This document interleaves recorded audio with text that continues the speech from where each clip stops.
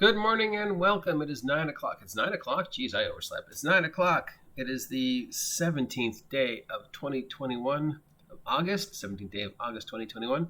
I am your grumpy guide to all things gaming, with all the news, weather, and sports as relates to the tabletop role-playing game hobby. And we have some more news-ish stuff from the media empire that is Critical Role. But first, a correction. Apparently in my previous Critical Role post about what was going on with their productions, I misread some things, perhaps. So apparently I said that they were building a soundstage, but actually they already had a soundstage, and they are remodeling part of the soundstage into a studio so they can do campaign number 3. It's not season 3 apparently, or show number 3. It's campaign number 3. As to what's going on and when we can expect it, eventually, I said they were working on it creativity. Apparently that's not what they're doing. They're just creatively pondering what they're going to have the next step be. Still not sure what that means, though. Probably with a new studio, working on the creativity of placement and cameras and how to keep people separated but still look like they're in the same scene, and whether people are going to have like little separate booths and then they'll just edit them all together, or have multiple cameras addressing each individual. I don't know, but apparently they're building a thing, and there's going to be things, and then there'll be a new campaign sometime before the end of 2021, maybe. We have some additional news now from Critical Role. We have been informed that Brian Foster is leaving Critical Role. Okay, don't panic. That's not a bad thing. And if you don't know who Brian Foster is, that's okay. He's normally just a background dude. And he is departing from the creative aspects of Critical Role to pursue some wild new creative endeavors. That's what it says. If you're not sure who Foster is, he is the host of a lot of the background stuff that is directly related to Critical Role. He started appearing around 2016 doing the Talks Machinas type stuff, where he interviewed people and he interviewed fans and he talked with the actors and recap stories. He also led several creative projects over there, including an interview series and the Undeadwood limited series. He is also currently engaged to Critical Role cast member Ashley Johnson and has hosted some other stuff. He is also a poet, writer, and musician. He has retooled his personal Twitch channel under the Las Vegas 2069 theme. So he is leaving to go pursue his own dreams. I'm sure the door is open if he wants to return to the Critical Role family. They are 100% back behind whatever it is Brian Foster is going to do. It is something creative and maybe somehow related to Las Vegas or not, but I'm sure everything's fine. All right, Critical Role has also revealed more information about what's coming up for them in the remainder of 2021. We don't know what the next campaign's going to be, but we do know production is underway. The Exandria Unlimited has been winding down, but it looks like the world is still spinning on, and we have more things coming out. We do know that there is a campaign number 3. The information is sparse, but we can expect some more independent projects from them. We have a Elder Scrolls themed one-shot coming up called Elder Scrolls Online. That is actually part 1 has already been done, and they've got part 2 and 3 coming up.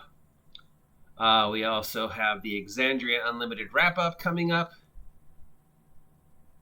We have another Ashley Johnson one-sup coming up. We have Narrative Telephone coming up. We have Mighty Vibes. And then somewhere in October, we might have an announcement for what campaign number 3 is. So also there is one little hint here. It says that campaign 3, we are moving past the warring nation stage of the world and into the industrial revolution stage of the world that all those Critical Role campaigns take place. So the events of the previous 2 campaigns have shaped whatever the next campaign is going to be. And moving forward in the timeline, we're going to see more of an industrial revolution feel. So more tech, more steampunky type stuff, more guns. Who knows? But anything, that seems to be what's going on. So once again, regarding my previous comments, I made mistakes. I misread. They're not building a thing. They're building a different thing. And they're doing stuff to prepare for whatever they're going to be doing in October. Brian Foster is leaving Critical Role, but that's not a bad thing because he's going off to do his own creative projects, and I'm sure it will be directly or indirectly related to Critical Role. After all, he is engaged to Ashley Johnson, so we can expect some, crossover. And there is a third campaign, not season, because it's not a show. Though if it's not a show, why do they need a soundstage in a studio?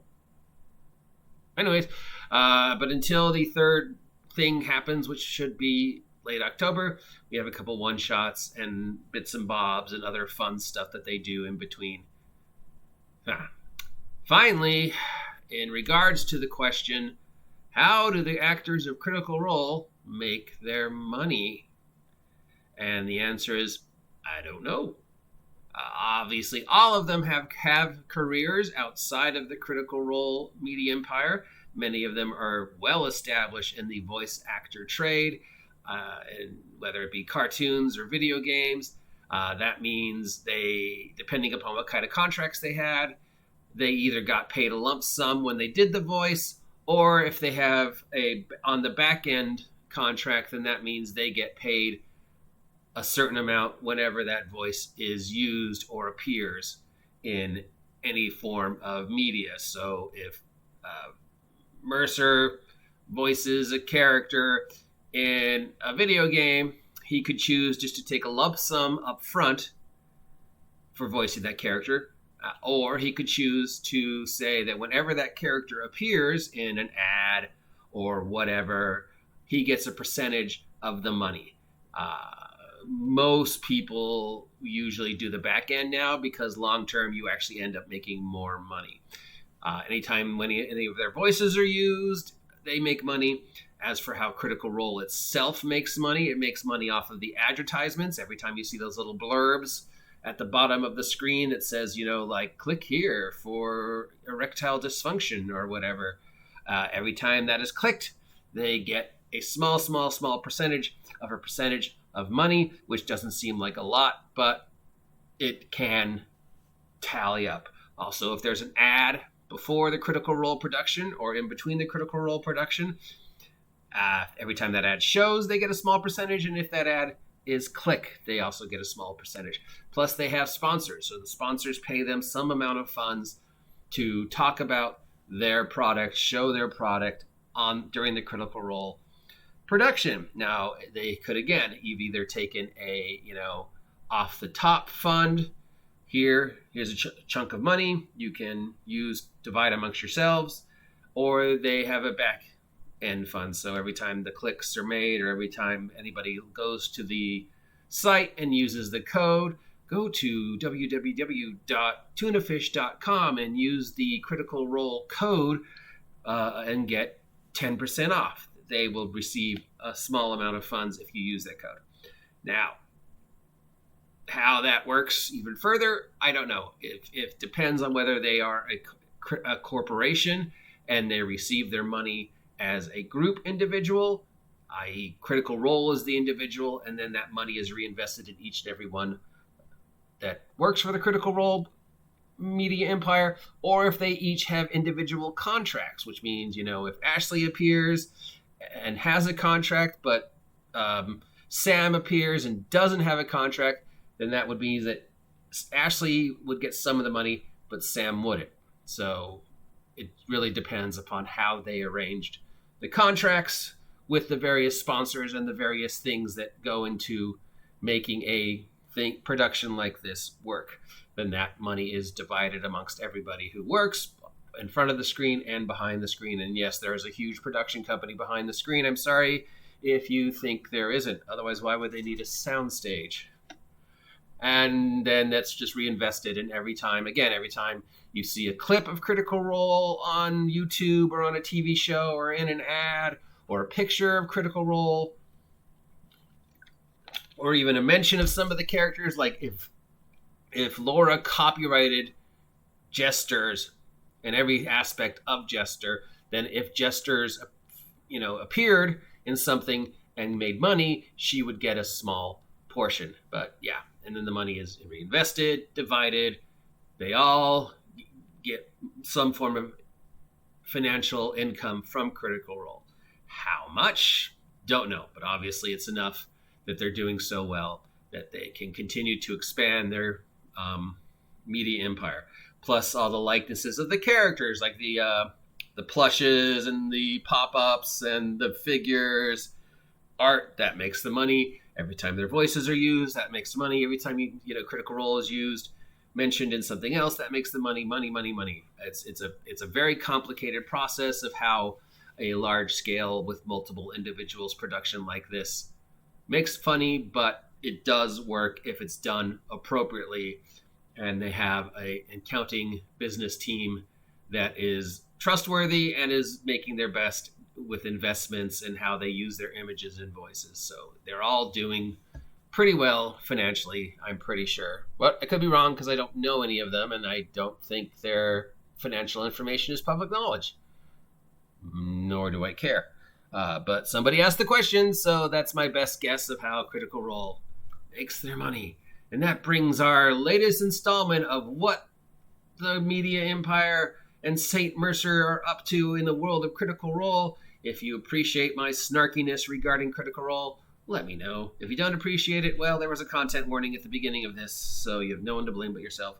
Till next time, I'm your grumpy guide to all things gaming. Stay critical. I will talk to you later.